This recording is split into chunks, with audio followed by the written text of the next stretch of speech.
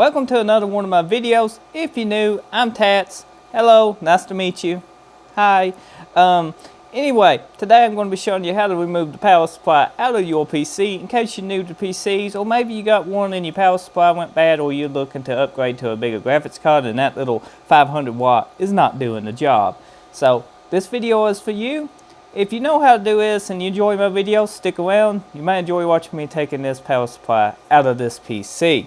So the first thing you want to do is make sure your PC is turned off and unplugged from the wall.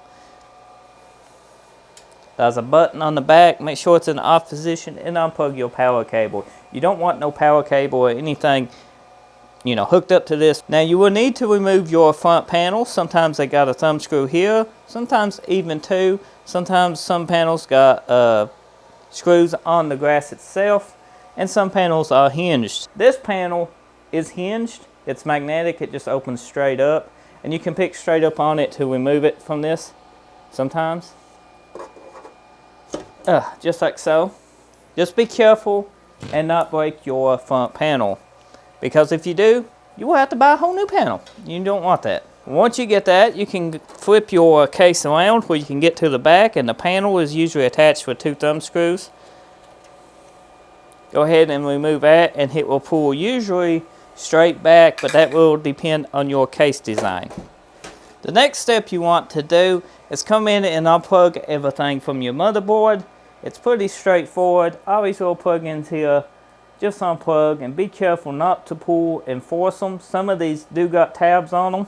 It's got a locking tab on it, and you don't want to force that because you can pull these loose from the motherboard, and then you either got a dead port or you have to resolder them. You don't want that. So be sure to always check and make sure there's no locking tabs. Some of them does not have tabs. Just go ahead and plug them loose.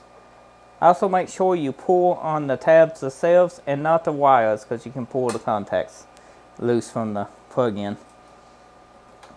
The main pin here has got one big tab. You mash down and it pulls straight out. Up towards the top, right in here, if you can see it, there's a 4-pin connector. Sometimes they two of them depending on your motherboard.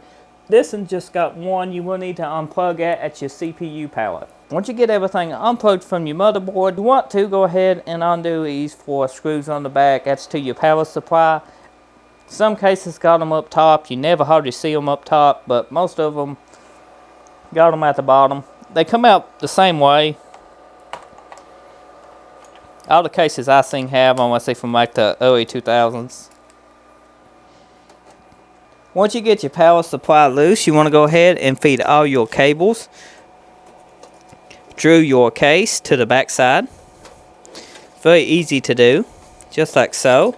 Now you will have a hard drive and an SSD hooked up to this. You will need to unplug them, but most of the time they in this basement here on your computer, which you can get to by the back side. On the back side, you're going to have a bud nest of cables. Usually people just cram them in down here. And you can see a hard drive is floating around here somewhere. Okay, this PC don't have a hard drive in it. I thought it would have. Not only when I got this PC, they kept the GPU out of it.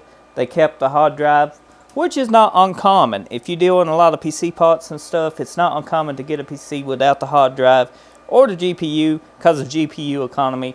But most of the time people can take the hard drive, plug it into the new PC, and automatically have all the stuff, not have to re-download everything. Windows just does its thing and it works.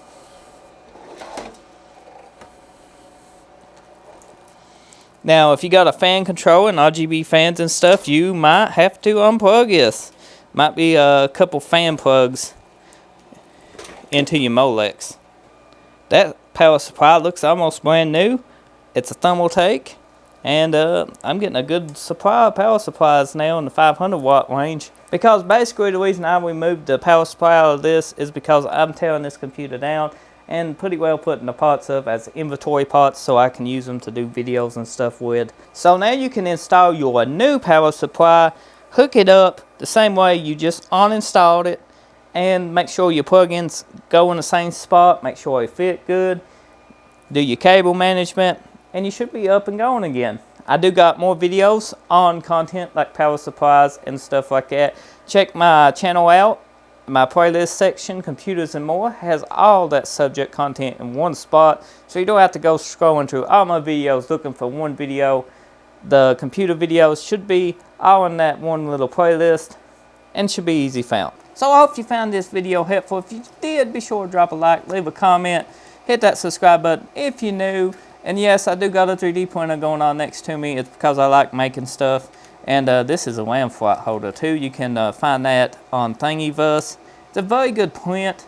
You can print it just as it is, and everything fits so nice. The creator did a great job on that print. It looks really good, as you can see right here. Just Thingiverse lamb holder. It does really good. Keeps all your lamb in a nice spot. If you're a returning subscriber, I appreciate you taking the time out of your day watching another one of my videos. Thank you. Everybody loves technology. Well, most people do. I'm a big fan of computers. And if you're watching, I hope you are too. And one thing I want to get heavy into, I don't know if any of you have, but I've been thinking about solar power and stuff like that. It'd be a very nice thing to have. And if a man could make that where it's sustainable and you could do a lot with it, I personally think. But that's another subject for another time. Hope you enjoyed. Thanks for watching.